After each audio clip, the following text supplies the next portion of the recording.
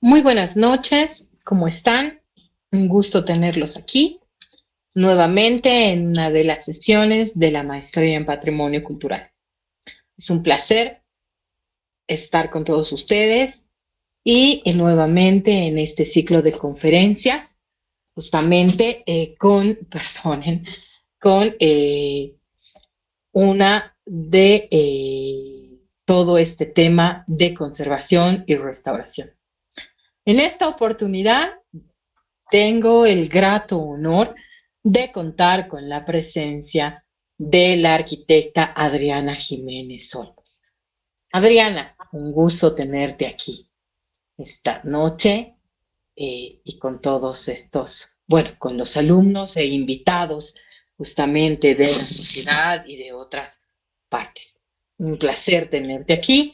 Como siempre, esta sesión va a ser grabada y les voy a pedir también a todos, por favor, mientras se está haciendo la grabación y estamos justamente en la sesión, mantener los micrófonos cerrados y las preguntas, por favor, al final de la conferencia, ¿no? Esa es la hermenéutica que se les va a dar la palabra al final de toda la charla para que ustedes puedan preguntar a la arquitecta Adriana. Si me permiten, voy a hacer lectura brevemente de su currículum. Obviamente, este es un resumen, ¿no?, del largo trabajo que ha tenido la arquitecta Jiménez. Eh, la arquitecta Adriana Jiménez, eh, con más de 15 años de experiencia en el diseño arquitectónico, con más de 10 años de experiencia en docencia universitaria, además de consultorías en conservación patrimonial, urbanismo y diseño gráfico. Notable por la capacidad de integrar criterios técnicos, históricos y sociales en proyectos de arquitectura y planificación urbana. Cuenta con una formación académica amplia con una maestría en conservación del patrimonio cultural de la UMSA en el 2018, diplomado en educación superior de la UMSA en el 2016, diplomado en urbanismo, arquitectura y artes en Bolivia en la UMSA en el 2012, licenciatura en arquitectura en la Universidad Católica Boliviana en el 2006, además de diversos cursos y seminarios en urbanismo internacional de la ciudad compacta y diversa del 2024, cursos de historia de arte moderno y contemporáneo del siglo XIX y XX en el 2021, modelado arquitectónico con Revit, desarrollo urbano y vivienda del BID, gestión para resultados en el desarrollo, jornadas internacionales del cemento y el hormigón, seminarios internacionales de conservación patrimonial en contextos históricos.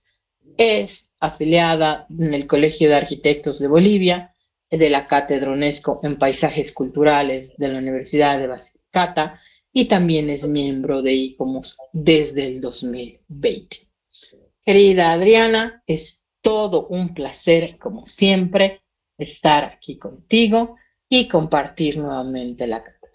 Como siempre, estamos aquí y en esta oportunidad vas a, lógicamente, compartirnos lo que ha sido tu tesis de maestría, justamente en la maestría que tuvimos la oportunidad de compartir, que es la maestría de patrimonio en conservación del patrimonio cultural de la Universidad Mayor de San Andrés. Querida Adrianita, o como todos la conocemos como Manina, que creo que más te conocen con este nombre, ¿no? Y compartimos contigo. Por favor, el micrófono es tuyo. Bueno, muchas gracias Paola, muchas gracias a todos. Yo feliz de haber aceptado, o de haber ser invitada a esta pequeña conferencia para exponer lo que ha sido mi tesis y lo que ha sido, digamos, el motivante para poder desarrollar este tema.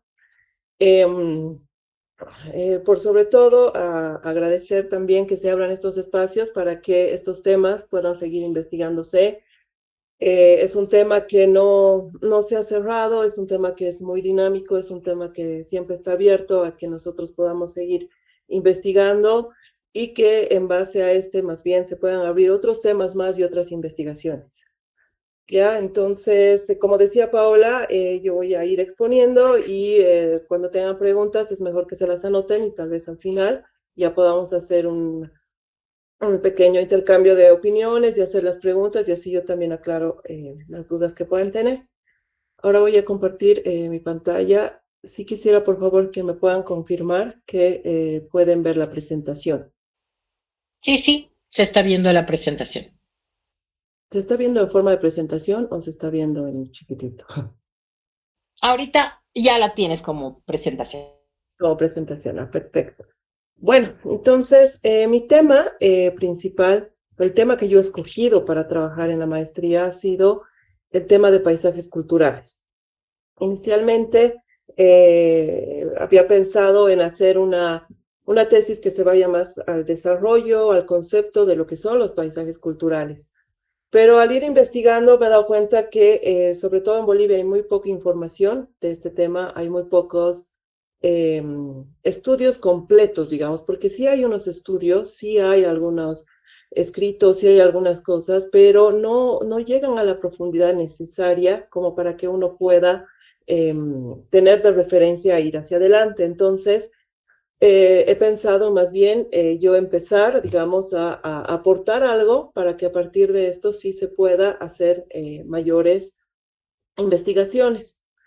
Entonces, el tema nace de la opción de más bien poder crear algo, generar algo que nos ayude a identificar cómo nosotros podemos saber si un paisaje es cultural, si es un paisaje, si es natural, o con qué tipo de paisaje nos estamos enfrentando o estamos abordando. Aquí tengo una pequeña definición de lo que son los paisajes culturales y dice que los paisajes culturales reflejan la complejidad y la diversidad de una región. Son contenedores y constructores sociales y culturales. Reflejan la interacción y apropiación de nuestra naturaleza y con nosotros mismos, consiguiendo de esta manera un vínculo permanente y estrecho que pudo y puede ir evolucionando en su compleja coexistencia porque ambos son dinámicos.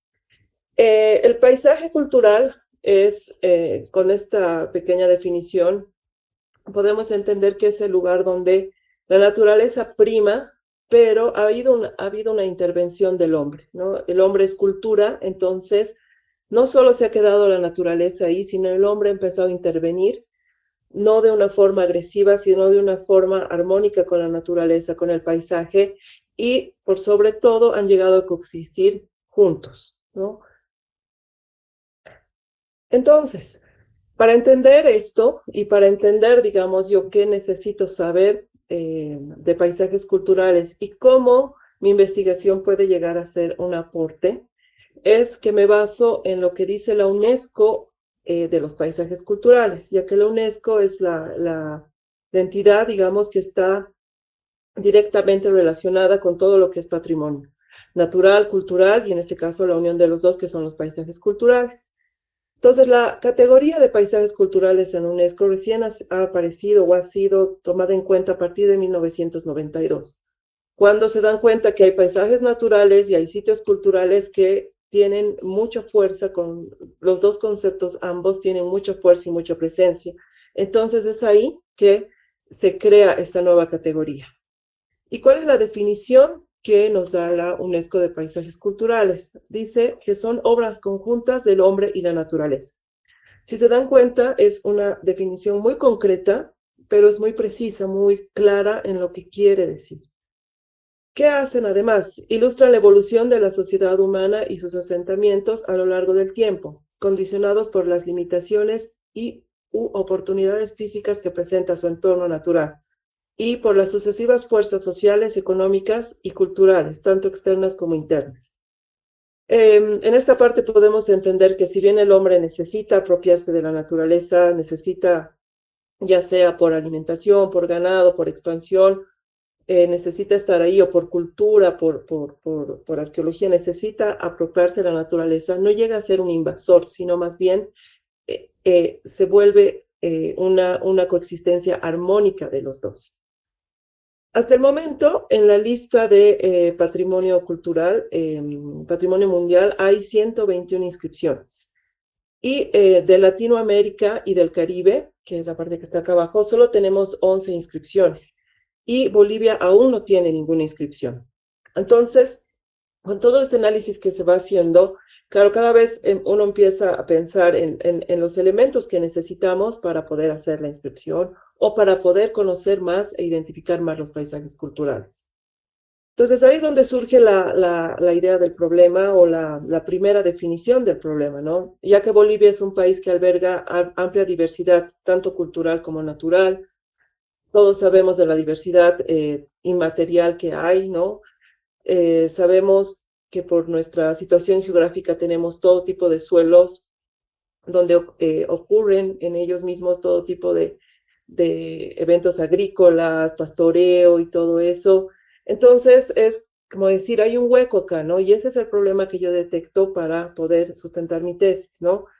Que al Bolivia ser un país con tanta diversidad, pese a tener tantas cosas, no tiene una inscripción de patrimonio cultural, de paisaje cultural.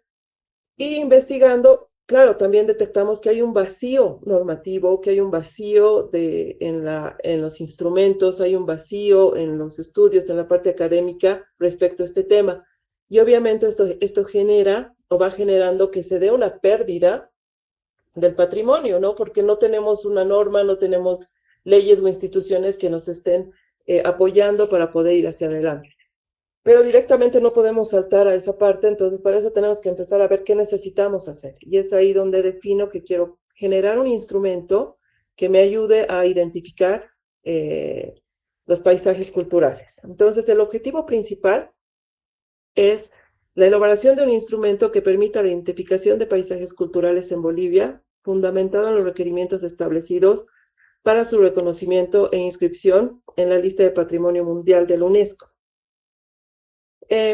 Para poder cumplir con este instrumento, ¿por qué me baso en UNESCO o por qué me baso en la lista del Patrimonio Mundial? Porque, bueno, es un referente, primero, tiene muchísimas políticas o muchísimos estudios de lo que un sitio patrimonial podría llegar a aportar y además podría llegar a hacerse para su protección.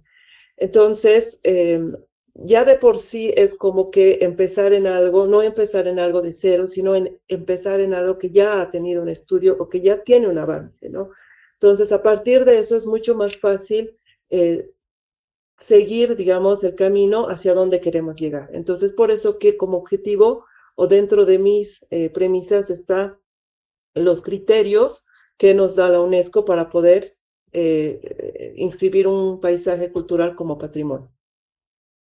Entonces, la UNESCO nos da 4 pautas muy sencillas, pero muy complejas y muy amplias al mismo tiempo, que lo que necesitamos para inscribir un bien en la lista de patrimonio cultural. Ya las primeras, bueno, la primera y claramente lo más importante es que tengan un valor universal excepcional. Este tema es lo más importante que nosotros a veces como conservadores, como patrimonialistas, como todo eso analizamos y vemos lo que es el valor universal excepcional, ¿no? Sabemos que es algo único de ese objeto, de ese sitio, de ese inmueble, que no se refleja en ningún otro más, ¿no? Que no va a aparecer uno idéntico y que por ese algo excepcional es que vale la pena conservar. Este valor universal excepcional está desarrollado en base a criterios, a 10 criterios específicos que maneja la UNESCO para poder identificar y decir, así, este bien o este sitio sí cumple con estos criterios, entonces sí tiene ese valor universal excepcional. Además que tiene que cumplir estos 2 elementos de la autenticidad y la integridad, ¿no? Que son, primero que es auténtico en sí, que ha venido con el tiempo o el tiempo que tiene o la data que tiene, sí ha cumplido con que es auténtico, no se ha copiado, no se han adherido cosas adicionales que lo malogren o lo estorben o lo deterioren. Y además que en calidad hasta donde ha llegado puede estar íntegro con la mayoría o con lo que se espera lo mejor de sus partes. Además, en el otro punto hablamos de la representatividad de una región geocultural claramente definida y la capacidad para ilustrar elementos culturales esenciales y distintivos de esas regiones. Entonces, en el tema de paisajes, tanto naturales como culturales, esta georreferenciación o esta parte geográfica es muy importante, ¿no? Porque hay un límite hasta dónde pueden llegar a las cosas. Y en el caso de los paisajes culturales, normalmente este límite lo da la cultura, ¿no? Lo da el hombre para que pueda ir un poco más allá o puede estar menos, ¿no? Por ejemplo, tenemos el caso de Taparñán, que es de 5 países, ¿no? Entonces, el límite ahí no es un límite geográfico ni político, sino es un límite de lo que ha sucedido con el hombre, con la cultura, ¿no? Cómo ese lugar se ha, mm, se ha ido modificando, se ha ido apropiando. Y por último, que pide la UNESCO es que estos paisajes o estos sitios tengan ya un plan de gestión, un plan de protección eh, ya pensado o ya desarrollado o inicialmente desarrollado por el país que va a postular, ¿no? En este caso Bolivia, si Bolivia quisiera postular algún lugar como paisaje cultural, tiene que tener todos los estudios aparte de los expedientes geográficos, culturales y todo eso, tiene que tener ya un plan de protección, ¿no? Y de gestión, ¿no? Financiamientos, cómo se va a hacer, cómo va a ir, cuáles van a ser los actores involucrados que van a ir desarrollando. Todos estos son elementos que nos ayudan a identificar, nos ayudan a además gestionar lo que se necesita para un paisaje cultural. Entonces, de esta parte central acá, donde está el valor universal excepcional, conjunto con los criterios específicos y lo que es autenticidad e integridad, es que yo extraigo los elementos que voy a manejar para poder desarrollar el instrumento, ¿ya? El primer criterio es representar una obra maestra del genio creador humano. Esto está muy ligado a lo que nosotros es algo único, ¿no? Ahí está casi encerrado lo que es el criterio de la excepcionalidad. Después tenemos el segundo criterio que dice atestiguar un intercambio de valores humanos considerable durante un periodo concreto o en un área cultural del mundo determinada. En los ámbitos de la arquitectura o la tecnología, las artes monumentales, la planificación urbana o la creación de paisajes.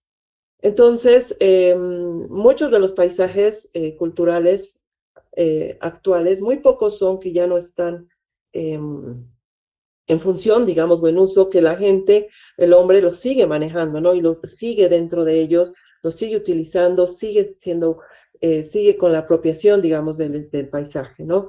Entonces, esta data es también importante tomarla en cuenta. Como tercer criterio tenemos aportar un testimonio único o al menos excepcional sobre una tradición cultural o una civilización viva o desaparecida. Entonces aquí es donde, claro, en este criterio, en el criterio 3, es mucho más importante lo que el hombre con la cultura ha hecho en ese paisaje o está haciendo, ¿no? Tradiciones, tecnología, cosecha, siembra, un montón de cosas, pero que sigue eso. Y además eso es una tradición que va a seguir y va a ir evolucionando posiblemente, porque una parte importante es entender que los paisajes culturales son dinámicos, no es que se han quedado ahí, sino es que siguen moviéndose. Y como cuarto criterio tenemos el ser un ejemplo eminente representativo de un tipo de construcción o de un conjunto arquitectónico o tecnológico o de paisaje que ilustre uno o varios periodos significativos de la historia humana. Este criterio es sobre todo para resaltar, digamos, al paisaje cultural en una línea de tiempo, ¿no? Y en una línea de posiblemente de representar, digamos, alguna cultura que ha tenido muchas referencias de estilo, muchas referencias arquitectónicas o arqueológicas y todo eso, y eso todavía se conserva ahí. Después tenemos como quinto criterio ser un ejemplo destacado de formas tradicionales de asentamientos humanos o de utilización de la tierra o del mar, representativas de una cultura o de varias culturas, o de interacción del hombre con el medio, sobre todo cuando éste se ha vuelto vulnerable debido al impacto provocado por cambios irreversibles. Entonces, en muchos casos, los paisajes han sufrido cambios por digamos, no sé, actividades ajenas a lo que el hombre podía pensar, ¿no? Pueden ser terremotos, sismos, algo que ha hecho que esto haya cambiado, ¿no? Entonces, han tenido que adaptarse a esos cambios, tanto naturaleza como hombre, y han podido seguir hacia adelante, ¿no? Y eso que hace que sea, lo que hace el hombre sea una característica única en ese lugar, en ese momento, con ese paisaje. Y finalmente, como el sexto criterio, está estar directa o materialmente asociado con acontecimientos o tradicionales vivas, ideas, creencias u otras artísticas o literarias que tengan una importancia universal excepcional. Hay muchos paisajes culturales que están ligados o están unidos a leyendas o a mitos, ¿no? Entonces, eso también es un aporte para entrar dentro de los criterios, ¿no? Que le dan un valor excepcional a este paisaje cuando uno empieza a hacer su expediente o empieza a hacer una lista. Aquí dice, en la parte media dice al menos uno de los 10 criterios específicos. Los otros 4 criterios, aquí yo solo he analizado los 6 primeros porque los otros 4 criterios están directamente relacionados a paisaje natural. Entonces ya no ven nada que tenga que ver con la cultura.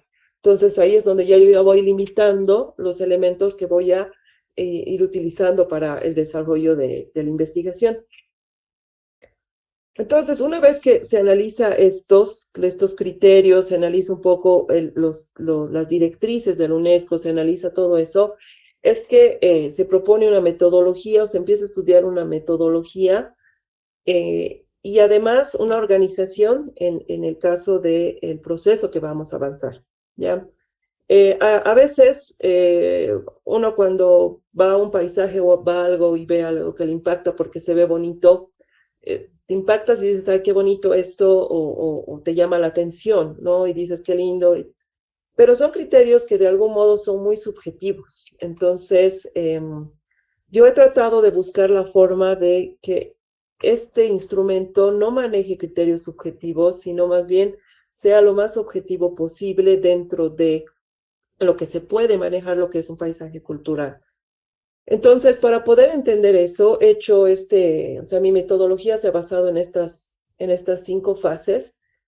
La primera fase es una colección documental, entonces está basado en todos los expedientes de paisajes que ha habido, que estaban inscritos desde el momento que he hecho la tesis en la UNESCO.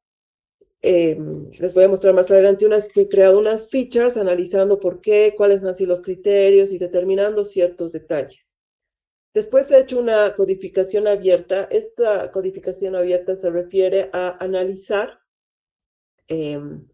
los elementos, ¿no? ¿Cómo tienen cómo ha sido el relevamiento de la información de ahí, cómo de ahí paso a esa codificación, qué tienen en común estos paisajes, ya sea natural, en cultura, en representatividad, en tradiciones, cuáles son los elementos que tienen más en común. Después se ha hecho la codificación axial, que esto ya se ha trabajado específicamente con los 6 criterios, en ver qué están buscando estos criterios, ¿no? He analizado desde lo que significa cada criterio hasta la parte en la que se ha hecho la asignación a cada paisaje con qué criterio y por qué. Entonces, ahí yo puedo entender de una forma mucho más amplia los criterios, ¿no? A qué están referidos, qué están buscando realmente.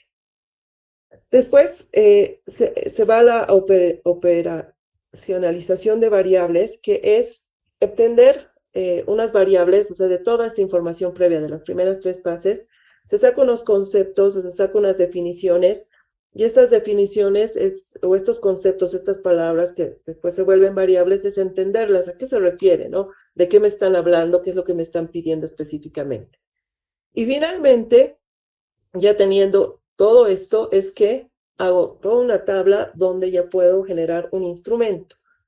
La idea de generar el instrumento era que sea también algo sencillo, que no, o sea, sencillo dentro de lo complejo que es, porque no es tan sencillo, pero que sí sea, digamos, fácil de manejar, fácil de entender, ¿no? Obviamente, para poder ser aplicado, tiene que tener, o sea, la gente tiene que tener un criterio o una idea de lo que son los criterios y a qué se refieren específicamente, ¿no? ¿Qué es lo que estamos más o menos buscando? De esa forma es mucho más sencillo poder comprender el instrumento. Entonces, en la primera parte, que hablo del relevamiento de la información de los informes elaborados, estas son las fichas que yo he generado. Entonces, aquí está en Argentina, tenemos la quebrada de Humahuaca. Aquí están, en esta parte de acá se pone los 6 criterios. Bueno, aquí ya no he puesto el sexto criterio porque no, en la foto no ingresaba, pero están los criterios. Los que están resaltados son los criterios que se han aplicado o se han escogido en el informe de la lista. Entonces, en este lugar, digamos, escoge el criterio número 2 y el criterio número 4. Entonces, aquí dice el resumen, ¿no? De por qué la quebrada de Humahuaca tiene este criterio. Entonces dice, el valle de la quebrada de Humahuaca se ha utilizado durante los últimos 10.000 años como un paso crucial para el transporte de personas, ideas desde las tierras altiplánicas a las llanuras. Y aquí a este costado está lo que dice el criterio como tal que estamos buscando. Entonces, el criterio 2 dice atestiguar un intercambio de valores humanos considerables durante un periodo concreto a una área cultural del mundo determinada en los ámbitos de la arquitectura o la tecnología, las artes monumentales, la planificación urbana y la creación de paisajes. Entonces, esta parte podemos ver, ¿no? Conocemos el criterio, leemos todo un expediente que prepara el órgano interesado en que el bien sea inscrito en la lista, y de ahí trata de encontrar o buscar, ellos mismos tratan de decir, bueno, cumplo con este criterio o no cumplo, ¿no? Y después la UNESCO es la que planifica o aprueba o no este material. Y después tenemos aquí el cuarto criterio y el quinto criterio con sus definiciones. Entonces, yo he hecho estas fichas con toditos, absolutamente todos los paisajes, para poder determinar cuáles son. Me interesa saber cuál es esta parte, es el criterio y por qué, ¿no? El criterio y por qué y el criterio y por qué. Y eso me ha llevado todavía a sacar conclusiones más adelante. Entonces, después de tener todas las fichas elaboradas, lo que he hecho es hacer una tabla donde he identificado primero los elementos generales y comunes que tienen en estos elementos, ¿no? Cuando he hecho eso, por lo menos esta tabla de resumen la he hecho con los países que están inscritos dentro de América Latina y el Caribe, ¿no? Y cuáles son los nombres de los paisajes. Tenemos uno en Argentina, dos en Brasil, uno en Colombia, dos en Cuba, dos en México y uno en Uruguay. Y los criterios están aquí enumerados. Y, por ejemplo, aquí ya voy haciendo una tablita de qué criterios ha tenido o tiene cada paisaje cultural, ¿no? Y un resumen, digamos, que es cuantitativo de, digamos, cuántos criterios se han aplicado aquí, ¿no? Entonces, por ejemplo, en Cuba, en los viñales de Valais, solo aplican el criterio número 1, el criterio número 4, perdón, solo un criterio. Entonces es interesante ver porque aquí decimos, ya tenemos una conclusión de que no es necesario tener todos los criterios y eso te va a asegurar entrar en la lista, y que si tienes solo un criterio no vas a entrar, ¿no? Entonces, si se fijan, aquí ya es variable, entonces decimos no. Todo esto puede o no puede ser en cantidad, ¿no? Y también la cantidad, este resumen de aquí, digamos, en suma de este sentido, sí es más interesante porque podemos ver cuál es el criterio que más se aplica de los paisajes, y claramente es el criterio número 4, ¿no? Entonces, ya tenemos ahí algo que resalta y dice, el criterio 4 es algo interesante o algo que realmente tiene una importancia distinta, ¿no? Entonces, el criterio 4, por ejemplo, es que está entre es un ejemplo característico, ¿no? Que represente una época, desarrollo, tecnología, arquitectura, industria, ¿no? Entonces, está totalmente ligado a lo que es un asentamiento cultural. Entonces, esta es la primera parte, era la elaboración de las fichas por paisaje. La segunda parte venía a la identificación de los elementos comunes Obviamente estos son resúmenes porque se estudia un poquito más a fondo en la tesis o en la investigación cada uno de estos elementos. Y ahí vamos a los elementos específicos. En los elementos específicos igual tenemos ya, pero mucho más numérico, los criterios y la relación que hay entre uno y otro, ¿ya? Entonces, podemos ver, digamos, que el criterio 1 nunca es compatible con el criterio 5, ¿no? Entonces, eso es interesante ver el por qué después, ¿no? Pero yo creo que eso es, o sea, se podría haber profundizado mucho más, pero ya con otro tema, ¿no? Entonces, es la relación que tienen. El criterio y 2, digamos, el 1 y 2 tienen mucho más relación entre sí. Entonces, todo ese análisis de las fichas por paisaje me ha ido dando toda esta información.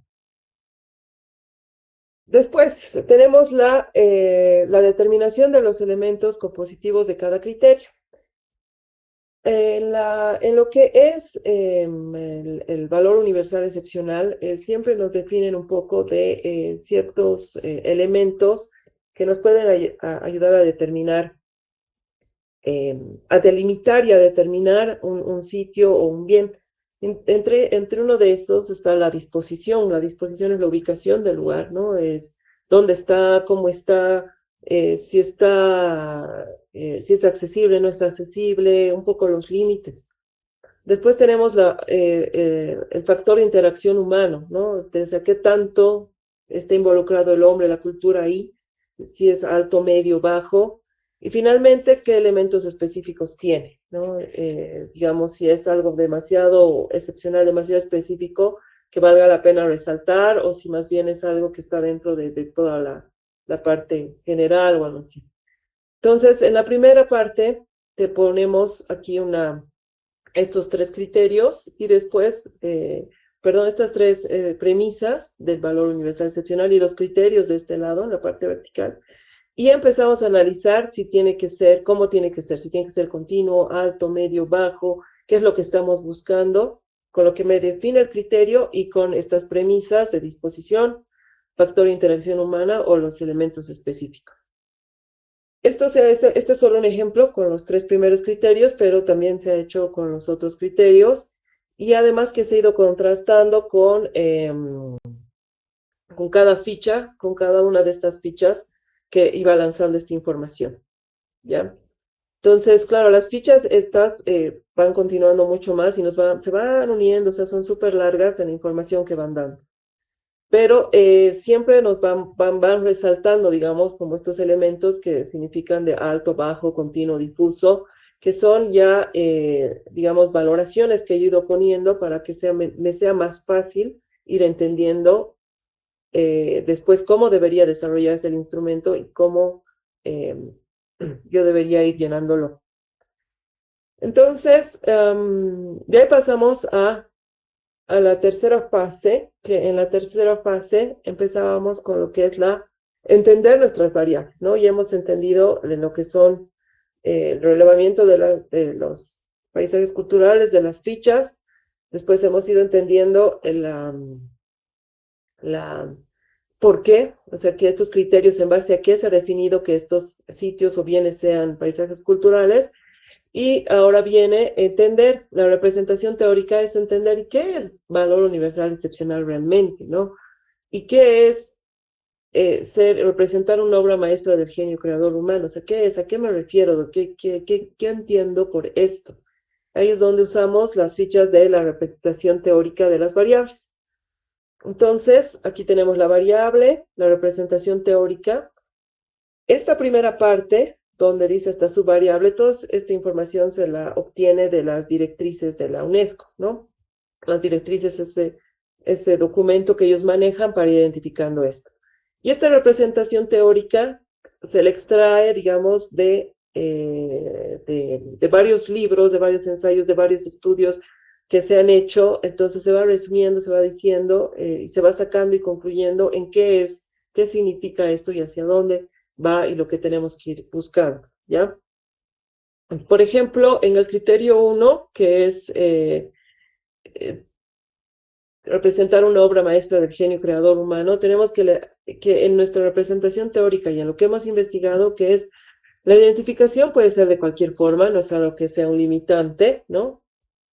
Después no tiene que ser necesariamente tiene que satisfacer una necesidad de belleza o estética. Tampoco tiene que necesariamente tener un uso específico porque puede ser que haya cambiado con el tiempo. Después, obviamente que sí tiene que tener armonía con el paisaje, o sea, hombre, naturaleza, naturaleza, cultura, sí tienen que estar armónicos, ¿no?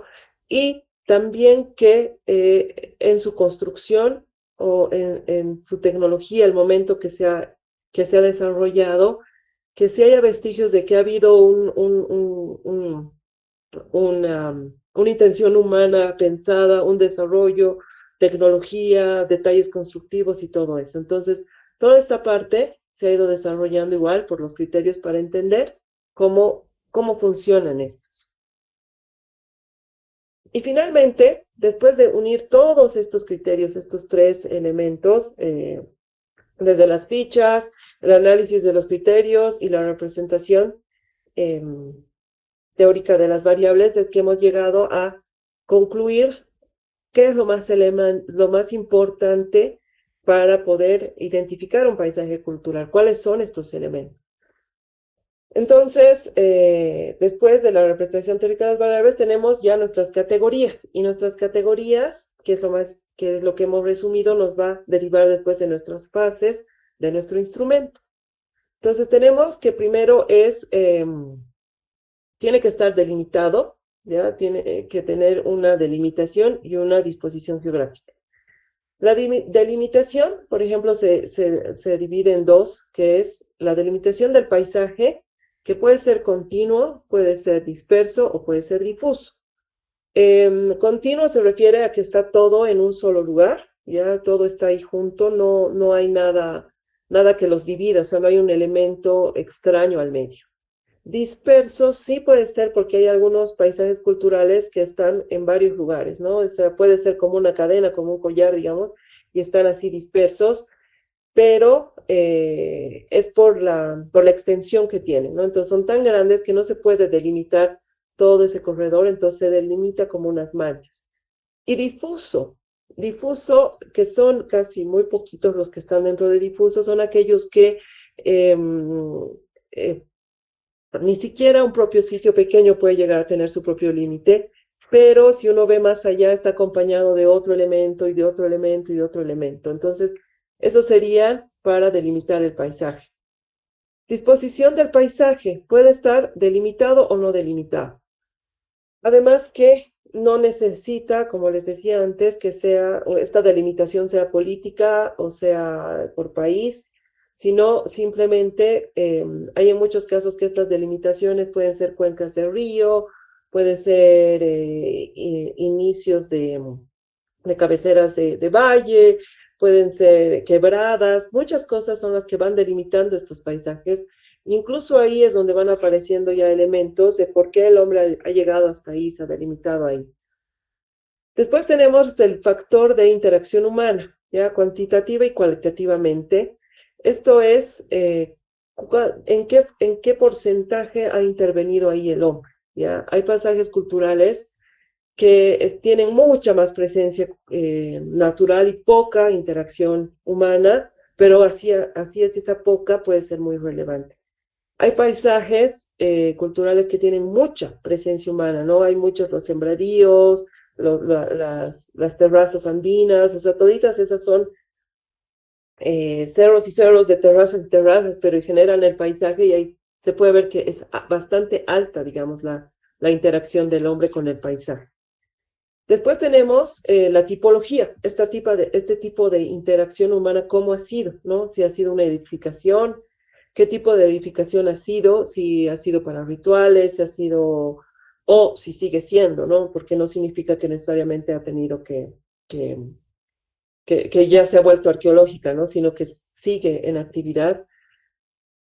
O que ha habido ahora un actual y después hay unas huellas o vestigios, ¿no? Que tal vez han mostrado que antes ahí ha habido algo y que esa actividad ha mudado a otro lugar y ahora en ese lugar se está haciendo la misma actividad. Después tenemos si ha habido grabados o reproducciones pictóricas, ¿no? Obviamente esto es para ver si hay ahí mismo en el propio paisaje hay testimonios de que han ocurrido o van a ocurrir o están ocurriendo otro tipo de interacciones humanas.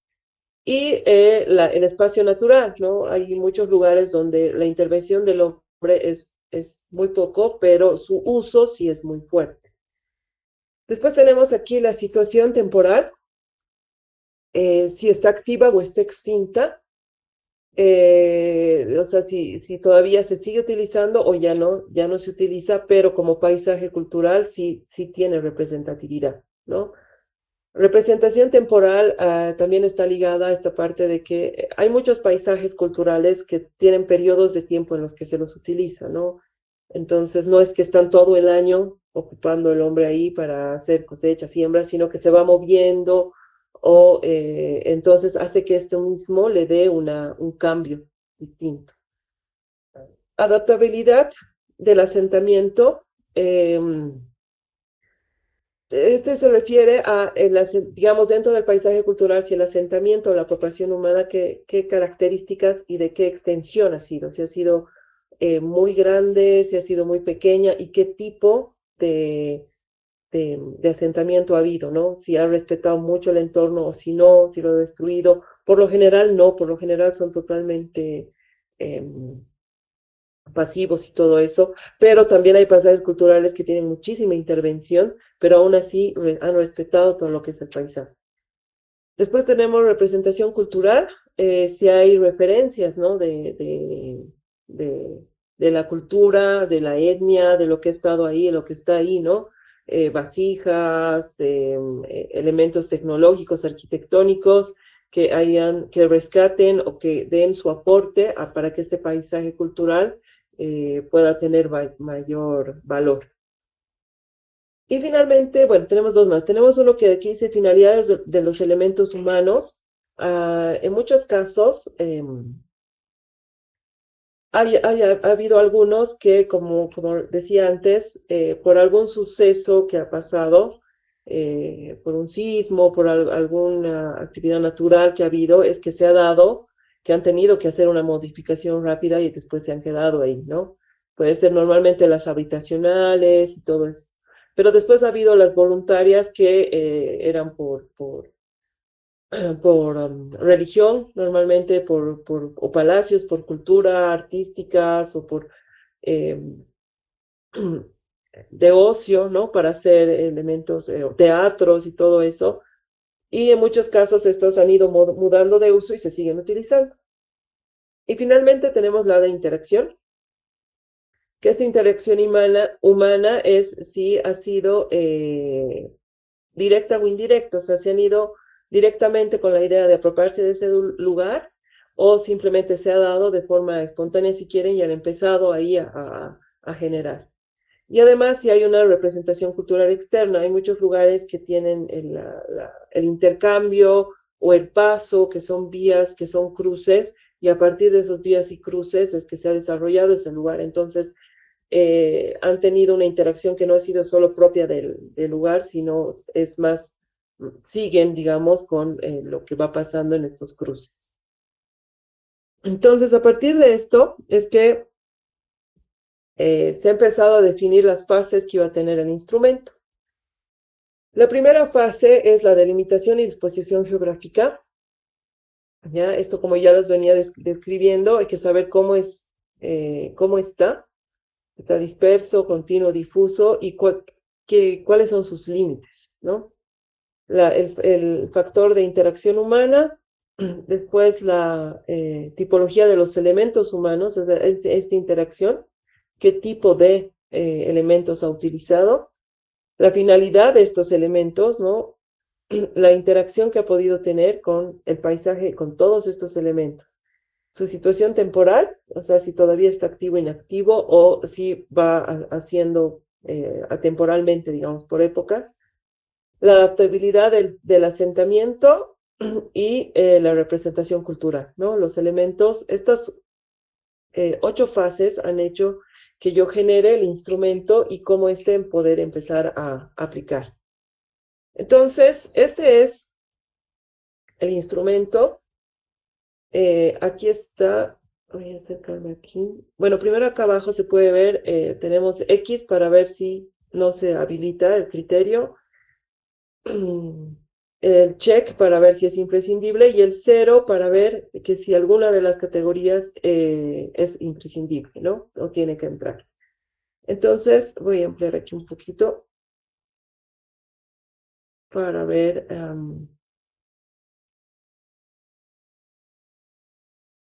la disposición.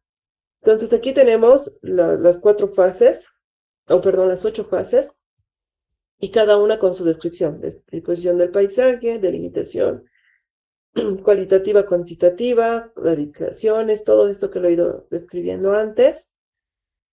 Cada uno esté dividido en los criterios que a mí requiero, digamos, para poder llenar el instrumento. Y después aquí, la técnica. Esto de técnica está referido a yo qué tengo que saber para ver si un paisaje cumple esto de aquí. Entonces, por ejemplo, la técnica para saber la disposición del paisaje puedo utilizar coordenadas georreferenciadas del paisaje. Obviamente, casi todos de ellos requieren una visita in situ, ¿no? Pero algunas adicionalmente requieren esto, ¿no? Coordenadas. Aquí tenemos visitas in situ, planimetrías del paisaje para ver cuál es su expansión, cuál es su adaptación. Para esta primera parte, análisis de las fuentes documentales. Todos estos elementos son los que nosotros necesitamos estudiar para ir viendo esto. Esto está hecho en base a que nosotros ya tenemos un expediente de algún paisaje cultural, ¿no? Entonces, no es que a partir de esto vamos a empezar a ver qué necesitamos saber de un paisaje cultural, sino ya tenemos un expediente y a partir de este expediente podemos ya determinar qué cosas van a ser importantes para ver si es que este paisaje cumple los criterios para poder ingresar a la lista del patrimonio. Entonces, por ejemplo, acá puedo yo ver que esta es la aplicación. Entonces, aquí es donde nosotros vamos a llenar. Y, por ejemplo, si la delimitación es súper importante, la disposición, perdón, del paisaje es súper importante para cumplir el criterio 1. Entonces, en este sentido, si esto aplica acá, entonces significa que este criterio, dentro de las directrices de la UNESCO, lo voy a cumplir. Lo que está en círculo no es necesariamente, tiene que ser coincidente con este, y lo que está en X no debería estar ahí. Entonces, es a partir de esa marca es que nosotros podemos ir determinando. Y aquí todos los criterios están determinados en esta línea y todos los de aquí van cruzando esa información. Entonces, en mi instrumento, aquí es donde yo aplico si un paisaje cumple o no con la categoría. Y después de esto, ya, si esto traspasamos a una tabla adicional, donde vamos a ver, ya podemos tener incluso como referencia para saber si nos falta algo. Obviamente hay ciertos elementos que no, de inicio vamos a saber si es que ingresan o no dentro de los criterios que necesitamos escoger, pero puede ser que algunos nos falte y digamos necesitaríamos más análisis de documentos o más fuentes para poder cumplir estos criterios. Entonces, aún así, esto abre la puerta a que se sigan investigando los expedientes que tengamos de paisajes que nosotros queramos que entren a la lista. Ese es el instrumento como tal, y aquí está para que pueda entrar y para que se pueda aplicar, ¿no? Como les decía, es sencillo porque es solo una tabla, pero a la vez requiere que uno sepa específicamente todo lo que está aquí detrás, ¿no? De qué significan los criterios. Por ejemplo, yo ya sabía tanto, digamos, bueno, ya me olvidé un poco, ¿no? Pero digamos, en ese momento sabía tanto lo que significa el criterio 1, criterio 2, el criterio 3, que me era mucho más sencillo manejar, ¿no? Pero sí requiere que uno sepa a qué se refieren los criterios. Y después, ay, espere, un poquito.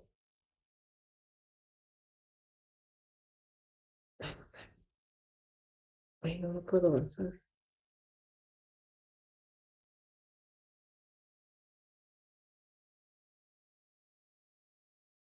Y después llevamos a lo que son las conclusiones. Como conclusiones iniciales, bueno, desde que he empezado a ver el tema era que, bueno, no existen muchas herramientas ni muchos estudios que nos puedan ayudar a trabajar aquí en paisajes culturales en Bolivia, ¿no? No digo que no existen, solo que no existen muchos, ¿no? Y es un tema muy amplio que todavía se puede seguir investigando. El instrumento está pensado justamente para poder iniciar, para poder dar un aporte y poder iniciar a estas investigaciones y que a partir de eso se pueda desarrollar mucho más. También a partir de este instrumento se puede identificar qué normas o qué leyes o qué legislaciones nos pueden colaborar o pueden colaborar a las instituciones para que puedan trabajar con los paisajes culturales, tanto en su gestión como en su protección, ¿no? Y adicionalmente, si uno va aplicando esto, también puede ver el estado actual de ciertos lugares y ciertos sitios y sin necesidad de esperar a que un bien esté en la lista, ya poder hacer gestiones de mantenimiento y de conservación, justamente para que esto no se siga deteriorando. Creo que en muchos casos a veces se espera demasiado y estos elementos más bien van en deterioro. Entonces, como conclusiones también, y con todas las tablas y todos los análisis que he podido hacer, he hecho algunos hallazgos que ya van más ligados, digamos, a los criterios en sí, ¿no? Por ejemplo, bueno, los conceptos de lo que es paisaje cultural, de lo que son los criterios, esa profundización que he tenido con los conceptos ha sido muy importante para poder entender, ¿no? Porque a veces paisajes culturales no es un tema o sea, muy común, digamos, ¿no? Entonces es bien interesante poder investigar esa parte. Ha sido el desarrollo también del instrumento en base a los criterios y a las directrices de la UNESCO. Hemos sacado varias conclusiones a partir de eso, ¿no? Como que al relacionar los criterios, podemos ver que el criterio 1 depende del criterio 4, que el criterio 2 siempre se combina con otros, nunca está solito. Después que el criterio 3, 4 y 5 muestran independencia en algunos casos, o sea, pueden estar solos, pero no el 2. Después que el criterio 3 y 6 son los criterios más frecuentes, están en 57 inscripciones. El criterio 2 ya hemos dicho que no aparece de forma independiente y digamos que el criterio 1 requiere disposición continua y alta interacción humana, ¿no? Sin esas características, directamente este criterio no se aplica. Después, la interacción humana no puede ser baja, o sea, tiene que ser de medio para alta y que el valor universal excepcional, bueno, esto en realidad no depende, pero no depende tanto de la cantidad de criterios que cumplan, sino más de la profundidad de estos criterios que vayan hacia adelante. Bueno, eso sería todo. Muchas gracias y ahora me quedo atenta a sus preguntas. Muchísimas gracias, querida Manuela. No sé si tienen algunas consultas, algunas preguntas también en el chat, por favor. Yo lo voy a, si tienen algunas preguntas en chat, yo voy a proceder a leer. No sé si tienen preguntas, por favor. Levanten la mano y les voy a dar la palabra.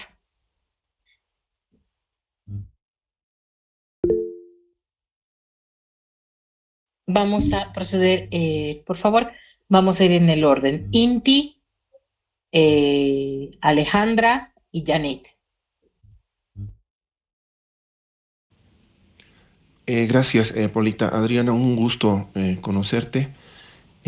Mira, me ha parecido muy interesante el desarrollo que tienes en tu tesis y a la vez, bueno, es un sistema tan amplio que en realidad al trabajar y al comparar con el mío, estoy trabajando igual lo que viene a ser un paisaje cultural urbano Y en pocas palabras me has adoptado. Cuando tú decías que de aquí en adelante vienen tal vez unas nuevas generaciones donde tenemos que trabajar el tema de paisaje cultural urbano, pues vamos a estar dentro del rango de este sistema y es totalmente cierto, ¿no? El tema, digamos, de buscar la valoración del patrimonio que estamos estudiando bajo un registro del UNESCO es prácticamente un camino que todavía no está muy claro, que no tiene los trazos muy definidos para que quizás nosotros como trabajos posteriores podamos tal vez ahondar mucho más este camino y hacer un surco claro para también los que vienen un poco más atrás, ¿no?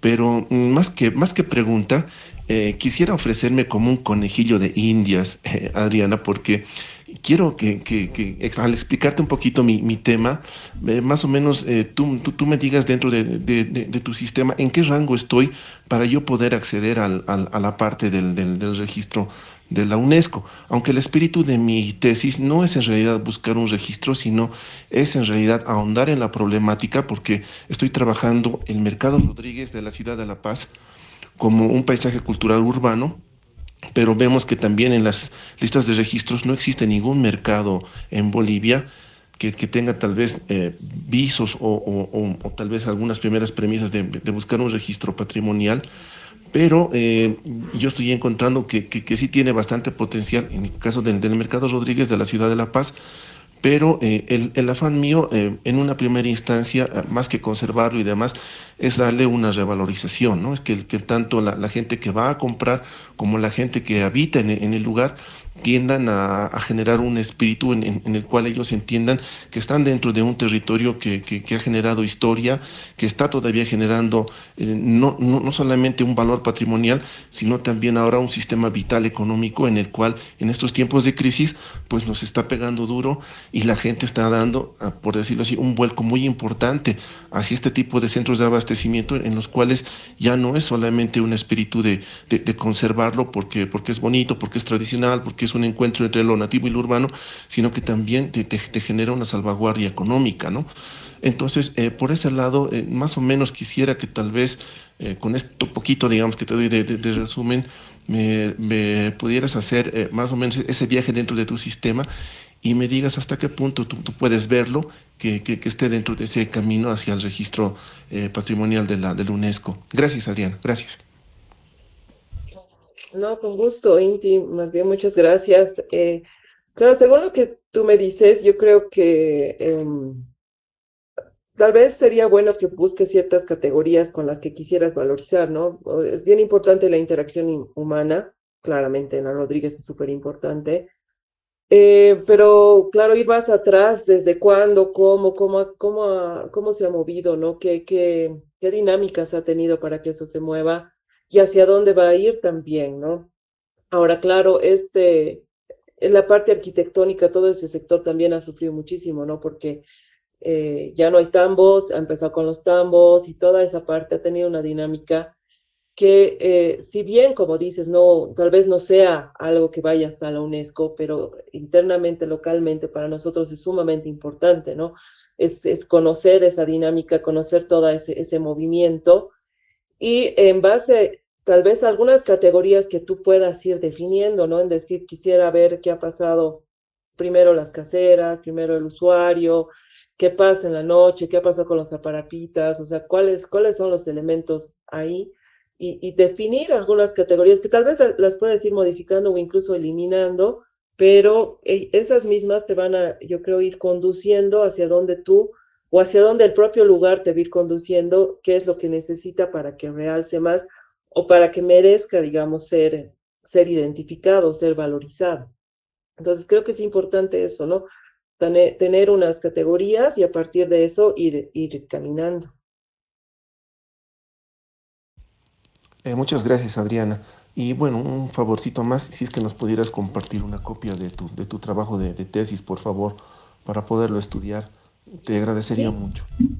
claro, La no, tesis, no, por si acaso, está en la biblioteca de la facultad y ustedes tienen acceso a la biblioteca por si acaso. Ustedes en el sistema pueden imprimir la matrícula y con eso tienen acceso total a la biblioteca de la facultad y de la universidad. ¿Ok? Están las tesis de la maestría de patrimonio, por si acaso, todas las tesis están ahí en consulta. Las tienen en físico y en digital. También les pueden facilitar la tesis en digital en la universidad. Seguimos. Alejandra y Janet, por favor. Y de ahí Rosana. Gracias. Buenas noches, arquitecta. Bueno, mi nombre es Alejandra. Yo estoy haciendo un tema de tesis relacionado con el paisaje natural y paisaje cultural en Tarija. Y tengo las siguientes preguntas. La primera es, ¿qué documento es de la UNESCO es el que podemos utilizar? Porque yo en mi búsqueda encontré varios en las páginas de internet. Y bueno, en algunos sí encontré algunos conceptos de lo que usted habla, pero en algunos no, y eso me sorprende y un poco me asusta. También coincido con que los conceptos no están muy claros, y ahí va la segunda pregunta, es si la metodología que usted utiliza es para para que mi paisaje cultural sea declarado como patrimonio, o es una especie de metodología para que yo lo pueda defender como patrimonio, porque creo que son dos cosas diferentes. Porque yo si lo tramito en UNESCO, obviamente tal vez tenga que cumplir esos requisitos, pero sí, para que la sociedad lo considere como un patrimonio, un paisaje cultural, entonces tal vez sea más amplio, no sé si me dejo entender. Y la tercera pregunta es si en algún momento de su investigación la inmaterialidad ha tenido algo que ver. ¿A qué me voy? Que muchos de los paisajes culturales y naturales, al menos en Bolivia, generan mucha inmaterialidad, ¿no? Composiciones artísticas y demás. Y en ninguna de las clasificaciones de la UNESCO obviamente nos habla sobre eso, pero quiero saber si usted en su metodología o en su investigación ha podido acceder a algo de información sobre eso. Gracias. Con gusto, Alejandra. Respecto a los documentos, eh, todo el material, o por lo menos para lo que yo he investigado de los criterios y todo eso, es sacado de los documentos que ofrece la UNESCO.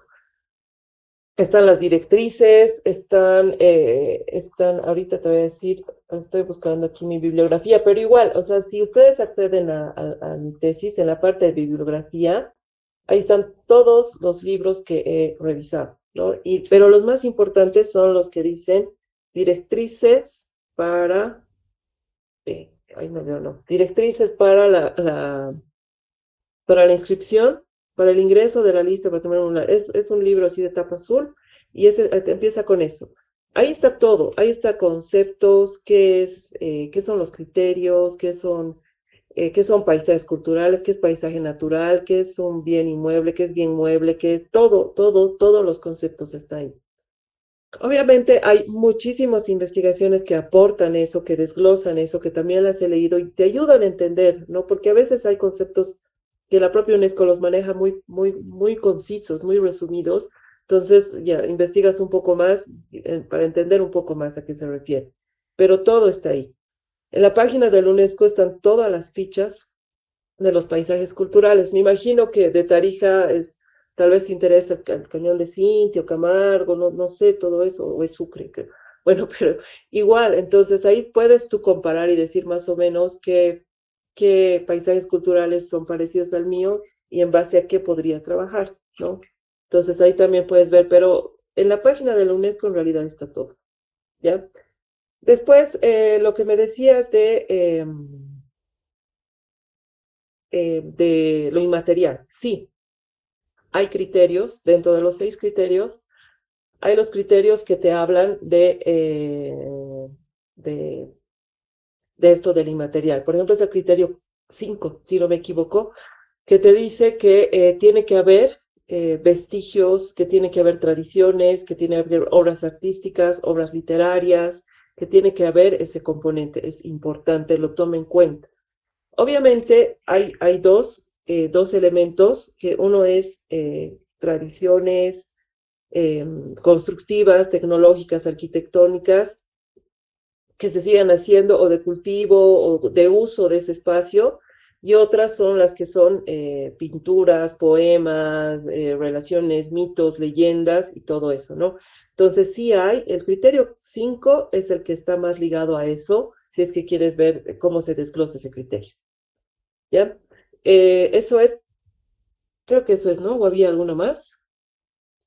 Arqui, muchas gracias. Bueno, sí, la segunda pregunta era, lo voy a decir rapidito, creo que no me dejó entender muy bien, era que, bueno, si su metodología en la investigación para poder clasificar a un paisaje cultural como paisaje cultural era solamente para una declaración a la UNESCO, o es una metodología para que la población también pueda considerarla como un patrimonio, como un paisaje cultural. Lo que pasa es que siento que, al menos yo en investigación, mi objetivo no es que sea declarado como patrimonio cultural. Mi objetivo es que se considere para la población, para los demás, como patrimonio cultural, y si en algún momento alguien ya puede hacer un proyecto, qué sé yo, ya tenga un punto de inicio, ¿no? Entonces, no sé si hay una diferencia o debería considerarse igual. No sé si me dejo entender, Arqui, perdón. Sí, sí, sí. Sí, te entendí plenamente. Este instrumento está hecho para que esto pueda ser inscrito en la lista de patrimonio de la UNESCO, ¿ya? Pero para cualquier expediente, o sea, para que cualquier bien o para cualquier paisaje, cualquier sitio pueda ser reconocido, necesitamos entender estos pasos, digamos, que son importantes, que nos ayudan ya a valorar, ¿no? Y que no te surja la duda como te ha surgido en decir, pucha, pero no está tomando en cuenta tal cosa, ¿no? Entonces decir, no, sí está ahí adentro, sí estoy tomando en cuenta eso, ¿ya? Para que un elemento o un bien sea inscrito en la lista de la UNESCO, primero tiene que ser reconocido por el propio país como patrimonio. O sea, el país no puede presentar algo así libremente y decir, quiero que, no sé, o sea, la muela del diablo esté inscrita en el patrimonio, y sin importar lo que piensa la gente. El primer paso y el más importante es que la gente lo reconozca primero. O sea, que nosotros veamos que eso es patrimonio, lo valoremos, le demos el carácter de que es excepcional, es nuestro, es único. Y a partir de eso, recién se elabora el expediente para que pueda ir al UNESCO. Entonces, el primer paso siempre es que sea reconocido internamente por nosotros mismos, y de ahí el segundo paso recién viene esto. Entonces, si bien este instrumento está pensado o sea, o está en base a lo que la UNESCO pide, uno sí lo puede aplicar sin necesidad de que vaya hasta ahí. Incluso lo puedes modificar, incluso puedes aumentar otros criterios que tú veas necesarios para darle mayor valor internamente aquí. Eso es algo. Muchas gracias, Arqui. Muchas gracias. Muy Ujú. claro. Gracias. Con gusto.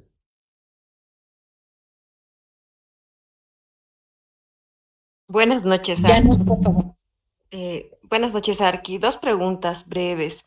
Una, usted no sé si ha utilizado en su tesis o recomienda alguna metodología de investigación, pero algún método específicamente para analizar una imagen, por ejemplo, un paisaje cultural, un cuadro, etcétera, una herramienta particular. Y la segunda, ¿qué criterios se puede usar para que la población, un pueblo, una población local reconozca un patrimonio en los criterios de paisaje, ¿no? Respecto a la primera pregunta, no, he utilizado en imágenes satelitales, digamos lo que es el GIS, ¿no? El ArcGIS, que te permite ver un poco más allá a mayor escala. Es el único. No he utilizado una herramienta distinta, ¿no? Aunque me hubiera gustado, pero no he podido utilizar.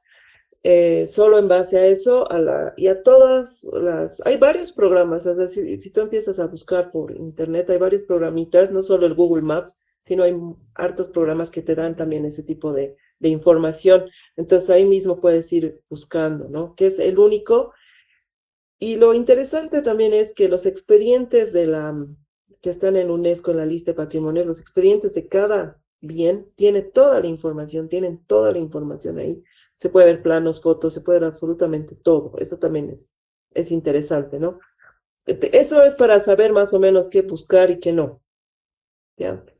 Y respecto a tu segunda pregunta, la, la parte más importante para que la población reconozca algo es la apropiación y obviamente la apropiación con respeto, ¿no? O sea, la apropiación de un bien, la apropiación del lugar, pero con ese cariño, digamos, ¿no? Con ese respeto que puede tener.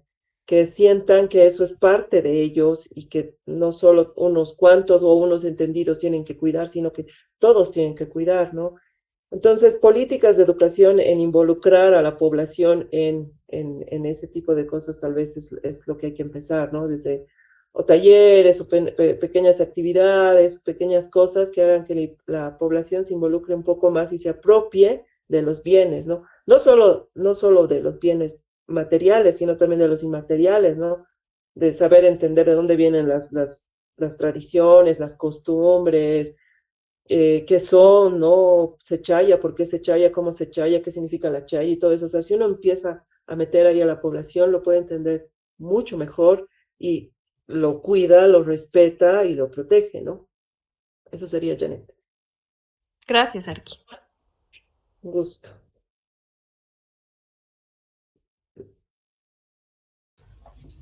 Buenas noches, arquitecta. Bueno, yo tenía dos preguntas. Bueno, la primera creo que un poco la he ido respondiendo, pero es, ¿qué papel juegan las comunidades locales en la gestión y conservación de los paisajes culturales según las directrices? Y la segunda pregunta es, ¿cuáles son las estrategias recomendadas para mitigar los impactos negativos de la urbanización y el desarrollo de los paisajes culturales? Respecto a la primera pregunta, Rosana, en realidad, si la comunidad no es la primera interesada, no se puede hacer mucho al respecto, ¿no? Porque todos los expertos pueden ir al paisaje, pueden delimitarlo, poner mallas, cámaras y todo, pero la población es la que tiene que identificar primero el paisaje como algo que tiene que ser valorado y cuidado. Y esa es la parte, digamos, un poco con lo que decía Janet, de concientizar a la población para que lo hagan, ¿no? Obviamente hay sectores más dóciles de manejar, si quieres, o más fáciles, pero hay otros que no. Hay lugares o ha habido muchos sitios que buscan algo a cambio, que se les dé algo a cambio para que ellos puedan proteger. Y hay otros que no, hay otros que les nace porque se sienten totalmente apropiados y orgullosos de ese espacio. Entonces lo hacen sin esperar, ¿no? Alguna retribución. Y en realidad ese debería ser casi el ideal, ¿no?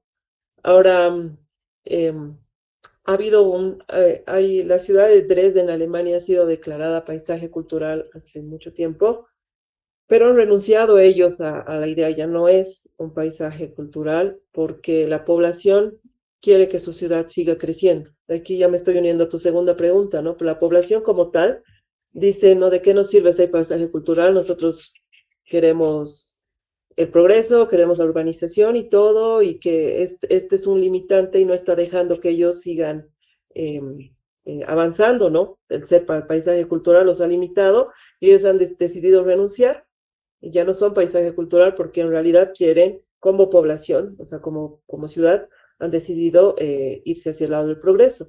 Entonces, la protección nace del mismo, de la comunidad, de los cercanos, del usuario directo, digamos, de ellos mismos tiene que nacer. Obviamente nosotros tenemos que tratar de hacer algo para concientizar, ¿no? Pero claro, esa parte ya se la tiene que trabajar mucho más con sociólogos, arqueólogos, todo eso, ¿no? Y es más difícil. Muchas Eso es Rosana, gracias. ¿no? Ay, con gusto. No sé si alguien más en la sala tiene alguna pregunta.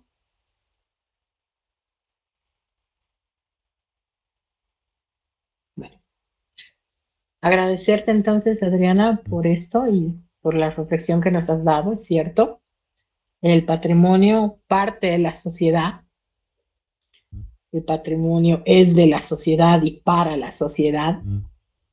si bien nosotros estamos llamados a concientizar, estamos llamados a generar una conciencia y a difundir el valor que tiene este patrimonio. Si la sociedad en algún momento, como he dicho, decide irse al lado del progreso, poco o nada podemos luchar contra él. Es una lástima. Pero bueno, lo que quedará en ese momento es, bueno, registrar, ¿no? Todo lo que se pueda. Porque sabemos lo que va a pasar, como con la Casa Grande del Pueblo, ¿no? Lo vamos a perder. No hay más. Ok, agradecer a todos, agradecerte nuevamente, gracias por tu presencia, gracias por compartir tu experiencia, tu conocimiento con todos aquí presentes, por guiarles, por si acaso ya me di la molestia de buscar tu tesis y compartirla ya en el grupo, y ya están, sí, ya están los chicos agradecidos ya en el grupo con todo esto y lógicamente es un aporte muy valioso al paisaje cultural y al conocimiento de esto. El patrimonio tiene que difundirse, puesto que si no se lo conoce se pierde. Muchísimas gracias, Manina, gracias por estar con nosotros, gracias por compartir y bueno, ya estaremos en otra oportunidad, ya estaremos en otros ámbitos compartiendo mucho más y hablando más de patrimonio. Muchas gracias. Gracias. No, ustedes más bien, gracias. Cualquier cosa, Paola tiene mi número. Quieren profundizar algo, me escriben. Yo no tengo problema en contestarles. Así que lo pueden hacer. Aquí hay una preguntita más así en el cierre.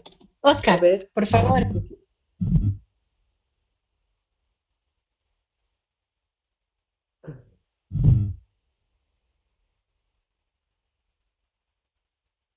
¿No? ¿No? Creo que se desanimó. Sí, ok. Entonces, muchísimas gracias a todos. Y estamos hasta el siguiente jueves. Muchas gracias. Hasta luego. Gracias, que les vaya bien. Chao, chao. Descansen. Buenas noches a todos. Gracias y hasta luego.